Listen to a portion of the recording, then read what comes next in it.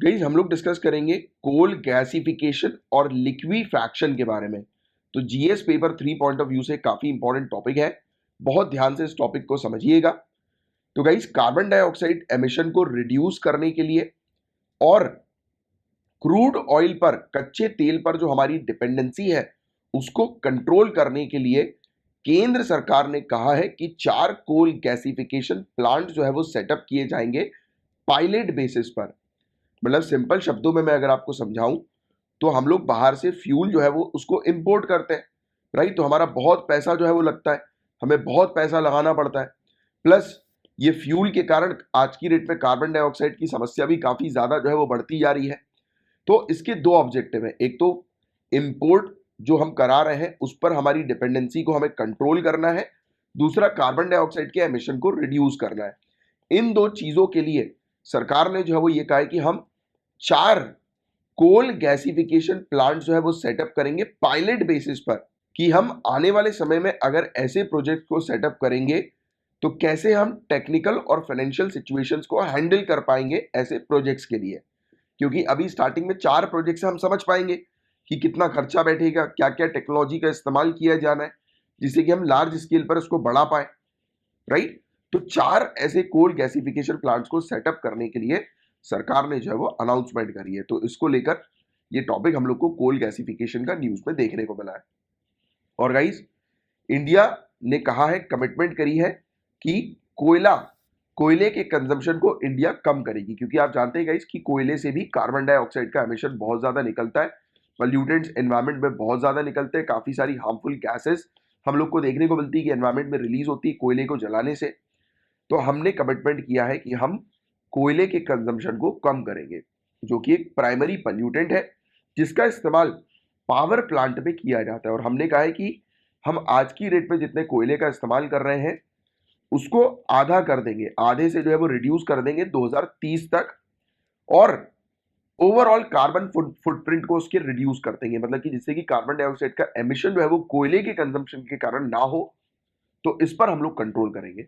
और इस चीज के लिए कोल गैसिफिकेशन जो है वो एक ग्रीनर ऑल्टरनेटिव है, एक हरित विकल्प है कोल गैसिफिकेशन, जिसके माध्यम से हम लोग फॉसिल फ्यूल को, यानी कि हम कोयले को जब भट्टियों में जलाते हैं तो उससे जो है वो कार्बन डाइऑक्साइड का एमिशन बहुत ज्यादा होता है। तो कोल गैसिफिकेशन उसके कंपैरिजन में एक बहुत अच्छा ऑल्टरनेटिव है, ग्रीनर ऑल्टरनेटिव, एक हरित विकल्प है, राइट। तो ये पॉइंट बहुत अच्छे से ध्यान में रखिएगा। तो गाइस कोल गैसिफिकेशन, कोयला गैसीकरण है क्या? तो ये एक ऐसी प्रोसेस होती है जिसमें सिन गैस, यानी कि सिंथेटिक गैस जो है वो प्रोड्यूस होती है। सिंथेटिक गैस एक ऐसा मिक्सचर है जिसमें carbon monoxide, carbon dioxide, hydrogen, natural gas, water vapour का ये मिक्सचर हमें देखने को मिलता है। और गाइस गैसिफिकेशन के दौरान कोयला जो है वो ऑक्सीजन और भाप के साथ जलाया जाता है हाई प्रेशर में, और इस रिएक्शन में ऑक्सीजन और वाटर मॉलिक्यूल जो होते हैं वो कोयले को ऑक्साइड कर देते हैं, कोयले का ऑक्सीकरण करते हैं और सिन गैस को प्रोड्यूस करते हैं। मतलब सिंपल शब्दों में कोयले को आप जो है वो हाई प्रेशर में बर्न करते हो ऑक्सीजन और स्टीम के कांटेक्ट में, और उसी समय सिंथेटिक गैस जो है वो प्रोड्यूस होती है।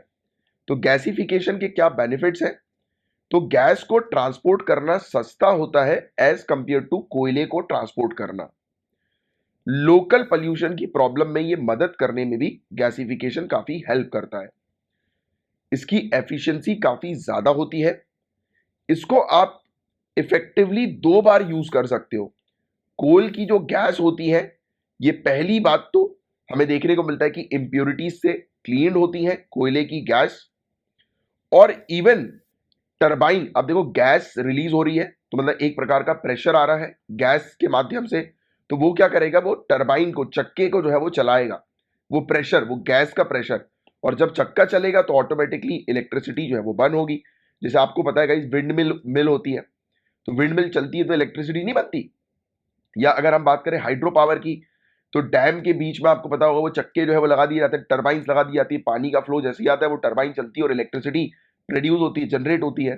तो जब इस प्रोसेस में कोयले को जब बर्न किया जाएगा तो वो जो हीट प्रोड्यूस होगी, वो जो भाप जो है वो प्रोड्यूस होगी, तो कह रहे हैं उस भाप का इस्तेमाल करके हम टरबाइन चलाएंगे। तो इसके दो फायदे, एक तो कोयले की गैस बनेगी जो कि मतलब हार्मफुल नहीं होगी, और इजीली आप इसको सस्ते में जो है वो ट्रांसपोर्ट कर सकोगे, और इस प्रोसेस के दौरान ग्रीन, कंप्लीटली ग्रीन एनर्जी जो है वो जनरेट होगी वो टरबाइन चल के, है ना। तो ये चीज हम लोग को देखने को मिलेगी।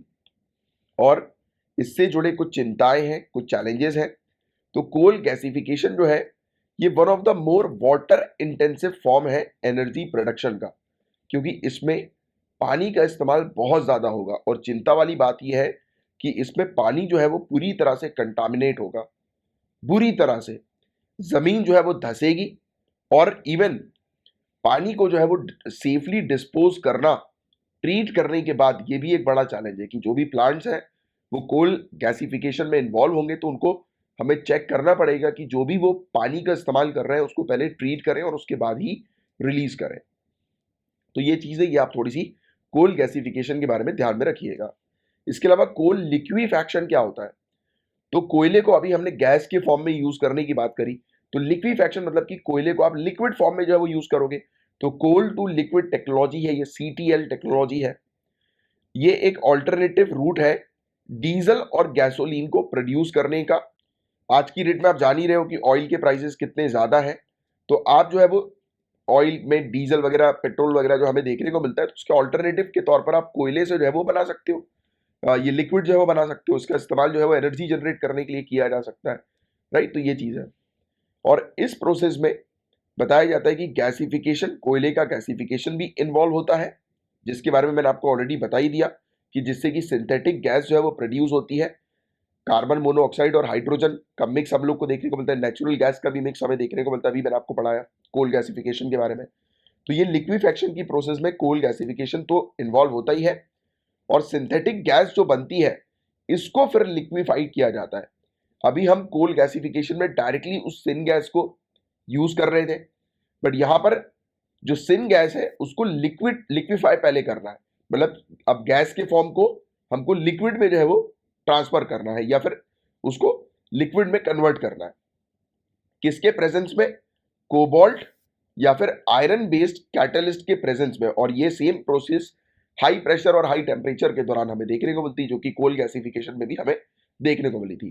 बट आपको बता देगा इसकी लिक्विफाइड कोल जो होता है वो भारी मात्रा में कार्बन डाइऑक्साइड को एमिट करता है। आप एक कोयले को डायरेक्ट जला दो तो वो जितनी मात्रा में कार्बन डाइऑक्साइड रिलीज करेगा उससे दुगनी मात्रा में कार्बन डाइऑक्साइड जो है वो रिलीज करेगा लिक्विफाइड कोल। तो लिक्विफाइड कोल जो है वो बिल्कुल भी बेस्ट ऑल्टरनेटिव नहीं है as compared to coal gasification, right, क्योंकि ये भारी मात्रा में ना ही सिर्फ कार्बन डाइऑक्साइड को एमिट करता है बल्कि सल्फर डाइऑक्साइड को भी एमिट करता है। बट इसके भी कुछ बेनिफिट है लिक्विफैक्शन के, जैसे कि आप प्लांट में ही, मतलब यानी कि coal to liquid plant, CTL plant के अंदर ही आप बहुत सस्ते रेट में कार्बन डाइऑक्साइड को कैप्चर कर सकते हो, राइट। और जो कोल फायर्ड पावर स्टेशन है, जो नॉर्मली हमें देखने को मिलता है कि कोयला जलता है और उससे हम इलेक्ट्रिसिटी जनरेट करते हैं, तो वहां पर ऐसी कोई टेक्नोलॉजी अवेलेबल नहीं है जिसके माध्यम से आप जो है वो कार्बन को वहीं के वहीं जो है वो कैप्चर कर लो। बट लिक्विफैक्शन में क्या होता है, आप कार्बन को कैप्चर कर सकते हो, क्योंकि जब आप गैस से लिक्विफाइड पर जाओगे, यानी कि कोयले से आप लिक्विफिकेशन की प्रोसेस पे जाओगे, उसके बीच में आपको कोल गैसिफिकेशन करना पड़ेगा। तो उस गैसिफिकेशन के दौरान आप को ये चीज कर सकते हो, मतलब कार्बन डाइऑक्साइड का कैप्चर कर सकते हो, राइट।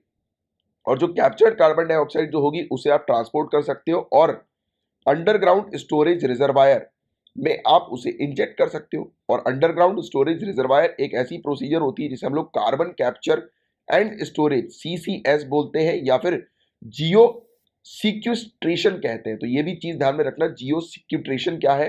तो ये एक ऐसी प्रोसेस है जिसमें हम लोग जमीन के नीचे जो है वो कार्बन को स्टोर कर देते हैं, राइट। तो ये चीज है। तो ये पॉइंट थे गाइस कुछ लिक्विफैक्शन और गैसिफिकेशन से रिलेटेड। मैं उम्मीद करता हूँ बहुत अच्छे से ये टॉपिक आपको समझ में आ गया होगा।